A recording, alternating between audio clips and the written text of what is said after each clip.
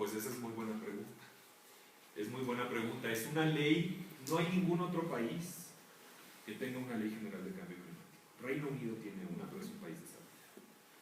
Entonces hay una gran expectativa. Esto se considera que significa que México está entrándole muy en serio el tema de cambio climático. Pero persiste la duda, para hablar con toda franqueza, si se sumará a la serie de leyes que se incumplen en el país, o si efectivamente México va con una seriedad de implementar. Puedo decir que estas metas indicativas ahora que vamos a ver se han estado cumpliendo a rajatabla. La persona que asesoró a uno de los senadores que impulsó esta ley en la legislatura pasada es ahora la directora general de Cambio Climático en Semarnat. Entonces es como está echando a andar a su propio hijo, ¿no? O sea, hay un compromiso muy claro. Hablando con toda franqueza, también les digo que este tema, como ustedes saben, fue un tema que el expresidente Calderón impulsó mucho, lo cual fue muy bueno. Si no hubiera habido un liderazgo a ese nivel, un impulso a ese nivel, difícilmente COP16 hubiera sido el que fue y difícilmente tendríamos una ley general de cambio climático. Pero ahora genera que eso huele a Calderón y por lo tanto quizá no huela muy bien. Sin embargo, las autoridades actuales de Semarnat están convencidas, y más con este tema. Les cuento una anécdota. El presidente Peña Nieto iba a Nueva York a la Asamblea General en septiembre, como hacen los presidentes normalmente cada septiembre, y no pudo ir por el tema de Ingrid. Pues hay una serie de eventos que ponen de manifiesto la necesidad de actuar. Como les decía, no es que México esté buscando un objetivo de ser el alumno aplicado, ¿no? ¿Por qué queremos actuar en cambio climático? Es porque está en nuestro interés fundamental, porque nos pega de manera muy fuerte. ¿Qué sanciones? Sinceramente, sé que las están desarrollando todavía, no estoy seguro de cuáles son las sanciones que se están pensando. Hay sanciones, obviamente, de carácter económico para las industrias, ¿no? Multas y hasta cese de operaciones. Pero pasa por una revisión primero del Registro Nacional de Emisiones. Hay que vigilar que estén reportando las emisiones. Podemos conseguir más información. Yo preguntaba esto, doctor, porque, por ejemplo, estaba viendo yo de la administración anterior, por ejemplo, la refinería de Tula, que fue proyectada para terminarse prácticamente en el 2016, por ahí 2017. Ahora estoy viendo que, de acuerdo a la nueva visión que trae esta administración, ahora hay que ver cómo queda, por ejemplo, la cuestión de la reforma energética. Sí.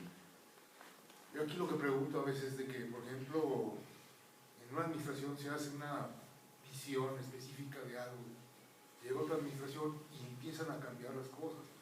Por eso pregunto yo, en el caso del cambio climático, esto sí va así. La idea sí es continuar con esto.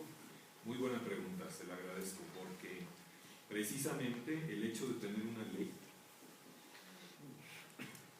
evita que sea una cuestión de que si al gobierno en turno le place llevar a cabo medidas en esto. Pero sí se genera una serie de expectativas muy complicadas. En ningún momento México ha dicho que va a dejar de emitir gases de efecto invernadero. Las emisiones seguirán y el petróleo seguirá siendo uno de los motores energéticos del mundo, eso que no quepa duda. Pero podemos verlo en términos de un efecto péndulo, ¿no? Estamos en un extremo, no nos podemos ir al otro extremo. Platicábamos un poco que hay gente que es partidaria de volver a la época de las cavernas. Todo lo que hagamos tiene un impacto, desde luego, tiene un impacto. Pero se trata de buscar un término medio. ¿Podemos ser más eficientes en el uso de energía? Sí, podemos ser más eficientes en el uso de energía.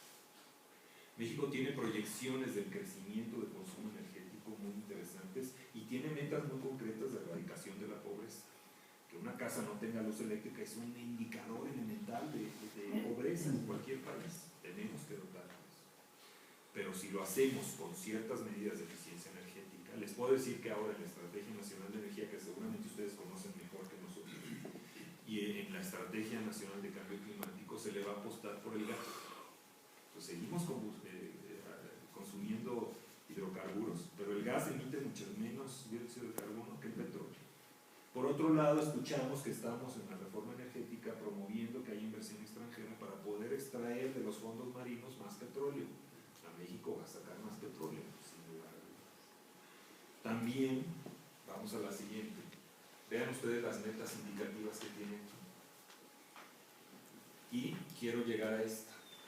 Para el 2024, tanto la Estrategia Nacional de Energía como la Estrategia Nacional de Cambio Climático, como la Ley General de Cambio Climático, establece que por lo menos el 35% de la generación de electricidad en el país deberá provenir de fuentes de energía limpia.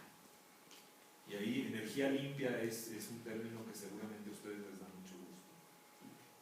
No dice energía renovable, dice energía limpia. Hay todo un debate. Pero hay esa meta que es muy complicada, es muy ambiciosa, es una meta muy ambiciosa, pero está ahí por ley. Entonces, sabemos que hay una apuesta importante al tema solar y al tema eólico. Se explora también el tema geotérmico. Pero hay un tema ahí también de transferencia de tecnología muy importante. El mensaje que México está mandando al aprobar esta ley es: yo no comparto esa visión ortodoxa de la división anexo 1 y no anexo 2. Yo soy un país en desarrollo, soy la 14ª economía del mundo, pero tengo 50% de gente en la pobreza. Estoy actuando primero porque está en mi interés fundamental, porque soy altamente vulnerable al cambio climático. Y voy a hacer lo que yo pueda con mis recursos de gente, de instituciones y de dinero.